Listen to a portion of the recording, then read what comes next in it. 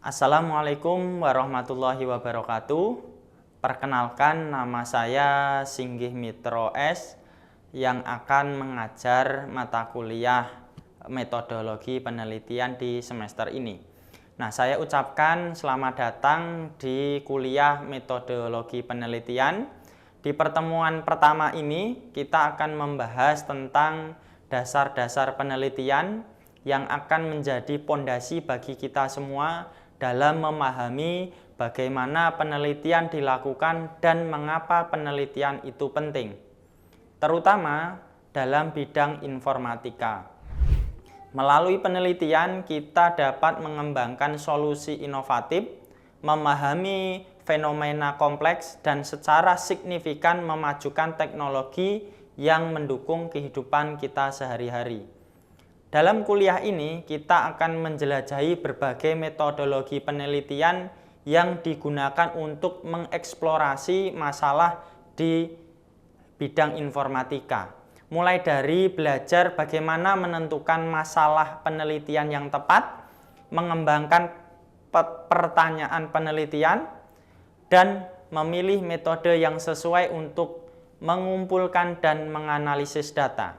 Nah, proses ini penting untuk memastikan bahwa penelitian kita tidak hanya valid secara ilmiah, tetapi juga relevan dan aplikatif dalam konteks nyata.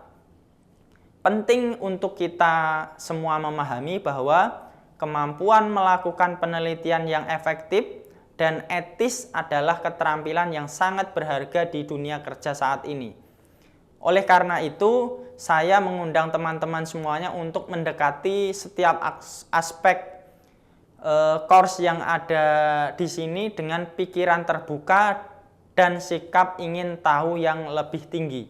Nah, mari kita ambil kesempatan ini untuk menantang diri kita sendiri, berkontribusi pada pengetahuan, dan mempersiapkan diri untuk menjadi pemimpin pemikiran di era digital yang terus berkembang. Baik, selanjutnya saya akan menjelaskan tentang definisi penelitian. Definisi penelitian itu berasal dari kata research dari bahasa Inggris dan recherche dari bahasa Prancis. Re artinya kembali, to search artinya mencari. Menurut Benson tahun 2008, jadi definisi penelitian ini adalah proses mengeksplorasi hal-hal yang tidak diketahui, mempelajari hal-hal yang baru, membangun pengetahuan baru tentang hal-hal yang belum pernah dipahami oleh siapapun sebelumnya. Nah, selanjutnya menurut Dawson 2009, jadi penelitian adalah kegiatan yang dipertimbangkan yang bertujuan untuk memberikan kontribusi original terhadap pengetahuan. Nah, di sini disebutkan juga ketentuannya adalah original contribution-nya adalah harus orisinil. Kemudian harus to knowledge untuk pengetahuan. Nah, selanjutnya ini karakter peneliti. Jadi peneliti itu boleh salah. Di antaranya salah hipotesis, salah analisis, salah pengujian hipotesis, dan sebagainya. Tetapi peneliti ini tidak boleh bohong atau menipu. Nah, ini yang paling penting, yaitu yang pertama mempermainkan data, selanjutnya memanipulasi hasil pengelolaan statistik, dan sebagainya. Nah, oke, selanjutnya tujuan dasar penelitian. Yang pertama, ini memecahkan permasalahan yang dihadapi. Kedua, menguji, mengembangkan, dan menemukan teori atau metode. Nah, ingat konsep penelitian. Yang pertama ini adalah membangun software atau sistem. Ini bukanlah tujuan utama penelitian. Yang kedua, menguji, mengembangkan, dan menemukan teori adalah tujuan utama dari penelitian. Yang ketiga, mengembangkan dan menemukan teori, itulah yang disebut dengan kontribusi ke pengetahuan. Yang terakhir, kontribusi ke masyarakat. Ini tidak secara langsung bisa diukur Karena itu kita bukan dimaksudkan ke tujuan tapi ke manfaat penelitian. Selanjutnya klasifikasi penelitian. Klasifikasi penelitian yang pertama itu pendekatan. Jadi di sini contohnya adalah klasifikasi berdasarkan pendekatan penelitian yang digunakan pada proses penelitian. Ini secara umum dibagi menjadi dua, penelitian kuantitatif dan penelitian kualitatif. Yang kedua itu metode. Ya, di antaranya adalah klasifikasi berdasarkan metode penelitian yang digunakan pada proses penelitian. Nah, secara umum ini dibagi menjadi 4. Yang pertama action research, yang kemudian eksperimen, selanjutnya case study dan survei. Nah, yang ketiga ini adalah jenis kontribusinya. Nah, di antaranya ini adalah klasifikasi berdasarkan jenis kontribusi dari penelitian. Secara umum dibagi menjadi 6. Yang pertama penelitian dasar, kemudian terapan, explanatory, konfirmatori, deskripsi, eksperimen, dan korelasi. Nah, yang pertama ini secara pendekatan ya, yang disebutkan tadi, pendekatan kualitatif. Nah, ini dari ilmu sosial, jadi konsepnya itu peningkatan pemahaman terhadap sesuatu dan bukan membangun penjelasan dari sesuatu. Ini pengertian dari Benson 2008. Sifatnya subjektif, berorientasi ke observasi tanpa dikontrol dan secara umum tidak ada generalisasi. Nah, ini menurut Blackster dan teman-teman 2006. Nah, dilakukan bidang sistem informasi dengan metode penelitian seperti studi kasus dan survei berbasis pola alur induktif. Nah, jadi pengamatan terhadap proyek penelitian itu bersifat khusus dan menghasilkan konsep atau teori baru, yaitu umum. Yang kedua, pendekatan kuantitatif. Dari ilmu alam, konsepnya bagaimana sesuatu dibangun dan bekerja dan membangun penjelasan dari sesuatu. Ya, ini sifatnya objektif, berorientasi ke verifikasi, observasi yang dikontrol, dan secara umum ada generalisasi. Nah, ini menurut Blackster dan teman-teman tahun 2006. Yang selanjutnya menggunakan skala numerik berbasis pola alur deduktif ke induktif. Jadi ini langkahnya.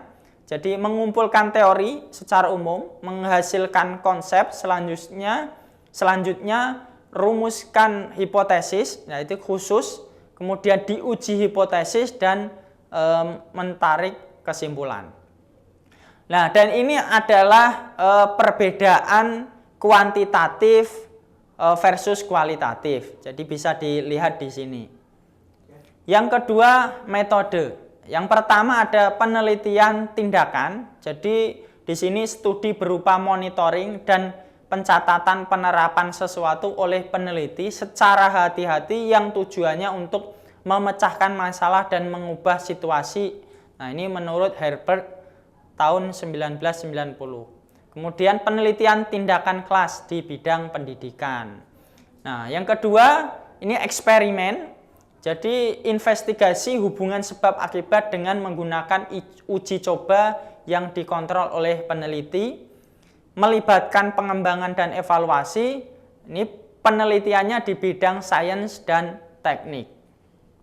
Kemudian yang ketiga studi kasus, yaitu mengeksplorasi satu situasi secara mendalam dan hati-hati. Ini menurut Comfort and Smithson tahun 2006. Nah, penelitian bidang ini ada di sosial, ekonomi, dan politik.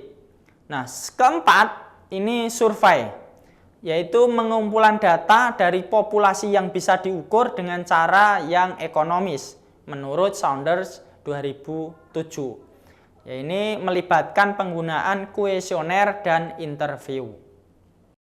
Nah, di sini selanjutnya disiplin ilmu komputing dan jenis penelitian yang digunakan. Nah, ini teman-teman bisa melihat ini ada kurikulum computing tahun 2025. Nah, kemudian ini perbandingan dari Information System dan Computer Science. Nah, selanjutnya ini kontribusi dan orisinalitas. Kontribusi dan orisinalitas penelitian menurut Dawson 2009. Jadi penelitian adalah kegiatan yang dipertimbangkan yang bertujuan untuk memberikan kontribusi orisinal terhadap pengetahuan. Orisinilitas penelitian, yang pertama orisinilitas pada metode, diantaranya memecahkan masalah yang orang lain sudah pernah mengerjakan sebelumnya, tapi dengan metode yang berbeda. Selanjutnya model penelitian yang kontribusi ada pada method improvement. Yang kedua, orisinalitas pada masalah, yaitu memecahkan sesuatu masalah yang orang lain belum pernah mengerjakan sebelumnya. Selanjutnya, model penelitian yang kontribusi ada pada penemuan masalah baru sebagai objek penerapan metode, yaitu menurut Dawson 2009. Nah, di sini ada contoh kontribusi pada metode, bisa dilihat di sini, teman-teman bisa baca. Selanjutnya, contoh kontribusi pada masalah. Nah, ini teman-teman bisa membaca judulnya, kemudian metodenya, dan masalahnya. Selanjutnya, contoh kontribusi pada masalah dan metode. Nah, ini teman-teman bisa membaca, ini ada metodenya, ada masalahnya. Nah, ini selanjutnya contoh tanpa kontribusi. Nah, ini contohnya yang pertama, penerapan algoritma genetika untuk penentuan desain bendungan di Jakarta. Yang kedua, penerapan algoritma genetika untuk penentuan desain bendungan di Surabaya. Nah, ini ada komparasi, jadi penelitian S1, S2, S3, teman-teman bisa melihat di sini. Ini juga ada komparasi penelitian dari D3, S1, dan S2. Ini bisa teman-teman lihat juga.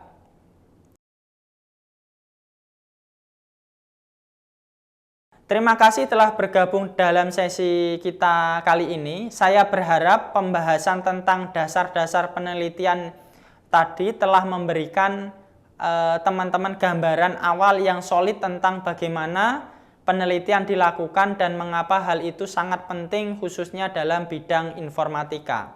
Sebagai langkah berikutnya, saya mendorong teman-teman untuk memikirkan tentang bagaimana teman-teman bisa menerapkan konsep-konsep ini dalam studi teman-teman semuanya, kemudian dengan proyek-proyek yang akan mendatang. Jangan ragu untuk membawa pertanyaan-pertanyaan nanti di forum diskusi online kita, tempat kita bisa melanjutkan pembicaraan ini dan saling membantu. Sampai bertemu di sesi berikutnya, lanjutkan eksplorasi tentang dunia penelitian dan siapkan diri teman-teman untuk menyelami lebih dalam lagi. Selamat mengerjakan dan semoga hari Anda penuh dengan penemuan baru. Wassalamualaikum warahmatullahi wabarakatuh.